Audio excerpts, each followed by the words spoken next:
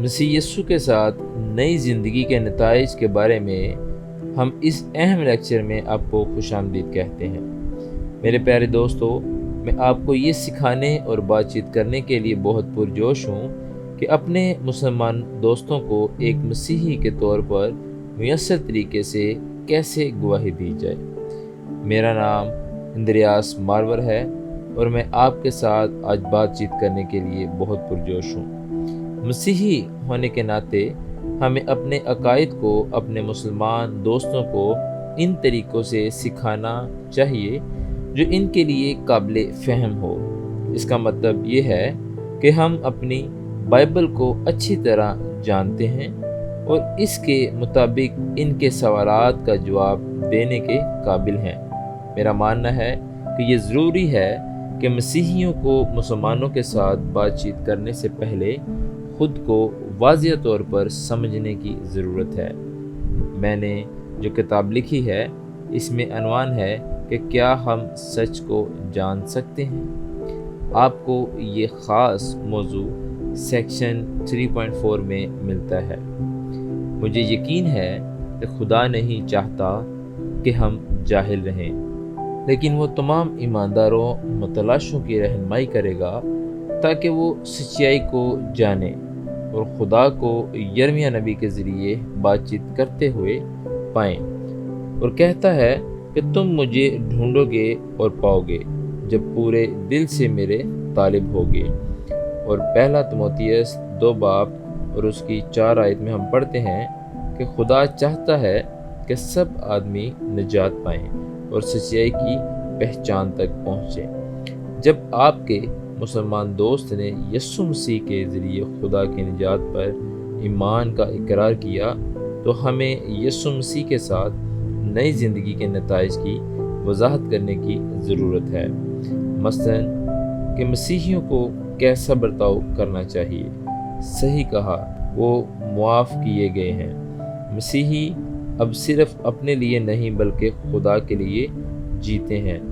2 کرنتھیوں باب نمبر 5 آیت نمبر 14 سے 15 میں بیان کیا گیا ہے، مسیحی شکر گزاری سے دل سے اپنی زندگی خدا کے لیے وقف کرتے ہیں۔ وہ اچھے کام کرنے سے نہیں بچائے گئے بلکہ اچھے کام کرتے ہیں کیونکہ وہ بچائے گئے ہیں، اور خدا کے شکر گزار ہیں کیونکہ اس نے انہیں ابدی زندگی کا تحفہ دیا ہے۔ افسیوں 2 باب آیت نمبر 8 سے 10 میں ہم پڑھتے ہیں، کیونکہ یہ فضل ہی سے آپ کو ایمان اور ایمان کے وسیلہ سے نجات ملی ہے۔ یہ آپ کی طرف سے نہیں، یہ خدا کی طرف سے تحفہ ہے، نہ کہ کاموں سے، تاکہ کوئی فخر نہ کر سکے، کیونکہ ہم مسیح میں تخلیق کردہ خدا کی کاراگری ہیں۔ یسوع کو اچھے کام کرنے کے لیے جو خدا نے ہمارے لیے پہلے سے تیار کیا تھا کہ ایک مسیحی محبت سے خدا کی اطاعت کرے۔ ہم یوحنا باب نمبر 14 اور آیت نمبر 23 میں پڑھتے ہیں کہ یسوع کہتا ہے، اگر کوئی مجھ سے محبت کرتا ہے تو میری تعلیم پر عمل کرتا ہے، میرا باپ اس سے محبت کرے گا اور ہم اس کے ساتھ اپنے گھر کو بنائیں گے۔ محبت ذاتی ملاقات سے بڑھتی ہے۔ آپ کسی ایسے شخص سے محبت نہیں کر سکتے جسے آپ نہیں جانتے، صرف اس وقت جب آپ یسوع کو جانتے ہیں۔ تو کیا آپ اس سے محبت کر سکتے ہیں کہ وہ کس سے اور کیا خدا سے محبت کرنے کا مطلب ہے؟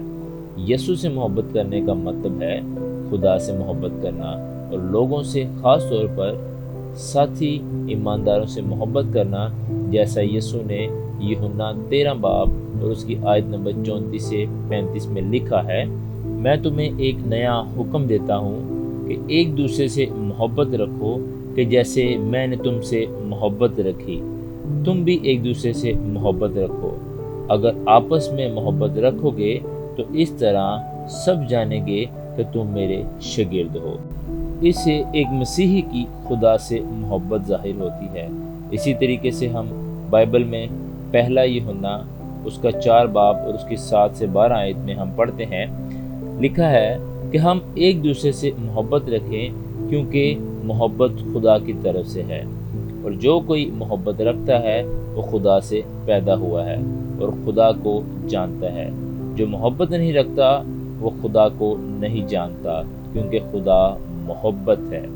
جو محبت خدا کو ہم سے ہے وہ اس سے ظاہر ہوتی ہے کہ خدا نے اپنے اکلوتے بیٹے کو دنیا میں بھیجا تاکہ ہم اس کے سبب سے زندہ رہیں۔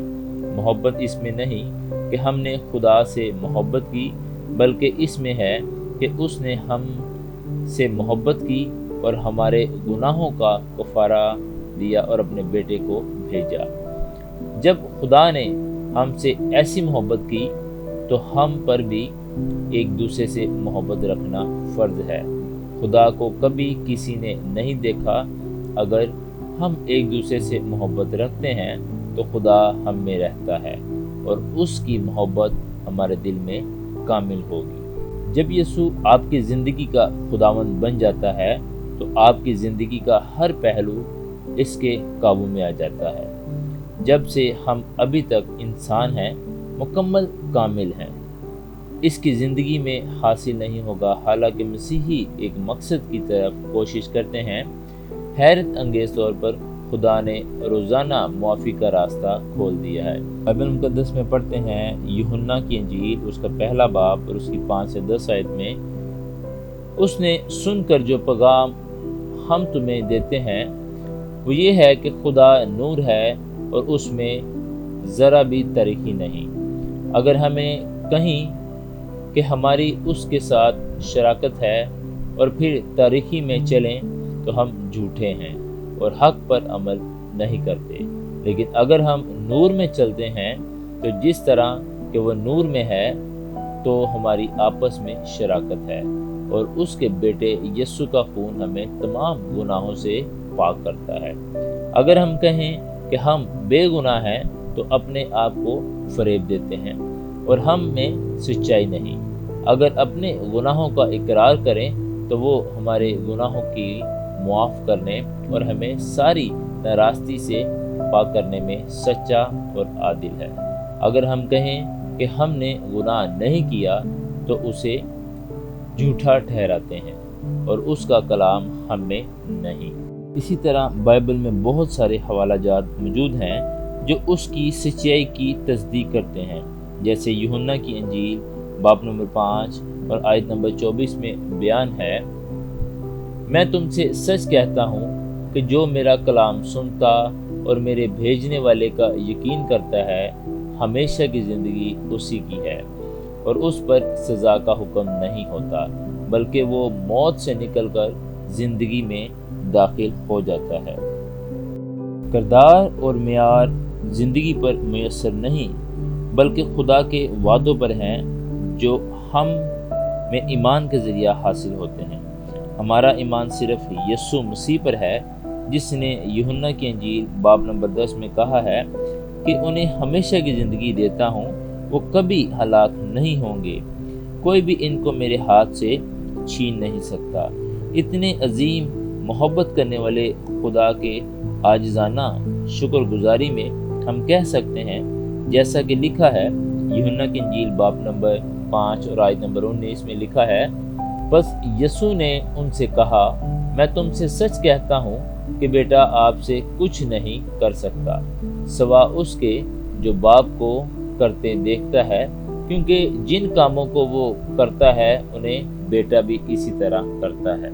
خدا چاہتا ہے کہ ہم اسے ڈھونڈیں، جیسے کہ اعمال باب نمبر 17 اور آیت نمبر 27 میں لکھا ہے، تاکہ خدا کو ڈھونڈیں شاید کہ ٹٹول کر اسے پائیں، ہر ایک چیز وہ ہم میں سے کسی سے دور نہیں۔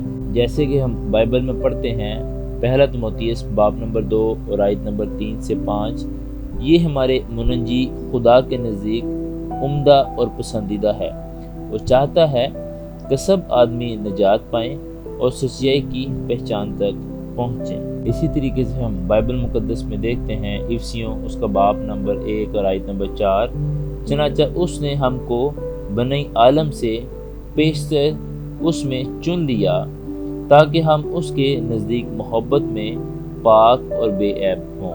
اس کا مطلب یہ نہیں کہ ہم خدا کے برابر بھی ہوں گے، بلکہ راست بازی اور پاکیزگی میں کردار ادا کریں گے۔ اس طرح واضح ہے کہ ہم ایک ساتھ عبادت میں وقت گزارتے ہیں، جلال کے ساتھ اس کی مشابہت میں تبدیل ہو جاتے ہیں۔ دوسرا کرنتھیوں اس کا باب نمبر 3 اور آیت نمبر 18 میں ہم دیکھتے ہیں، خدا چاہتا ہے کہ ہم اسے خوش کریں اور اس کی تشبیہ کریں۔ وہی کہ بائبل کی کتاب میں ہمیں خدا کی تعلیم کو پھیلانے کے لیے ایک اچھا نمونہ ملتا ہے، کہ ایک اچھی مثال ملتی ہے۔ آپ اس لائق ہیں کہ ہمارے آقا اور خدا نے جلال اور عزت اور طاقت حاصل کرنے کے لیے آپ کے لیے تمام چیزیں تخلیق کی، اور اب آپ کی مرضی ہے کہ وہ تخلیق کیے گئے، اور خدا چاہتا ہے کہ ہم رومیو باب نمبر 12 اور آیت نمبر 1 میں اپنے آپ کو مکمل طور پر اس کے سامنے پیش کریں۔